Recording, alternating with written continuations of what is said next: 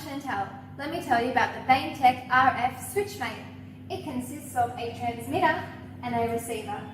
The transmitter is mounted in the vehicle cabin and the receiver is mounted in the vehicle engine bay. The transmitter accepts 4 switch inputs, which can be a switch block or your own open-close switches.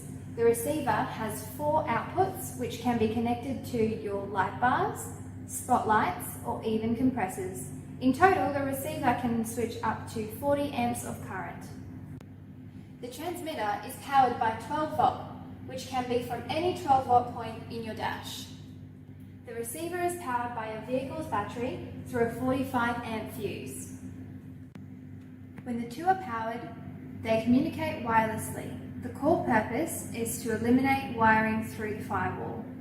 This reduces installation time and effort and prevents compromising the sound, dust, and waterproof sealing of the firewall.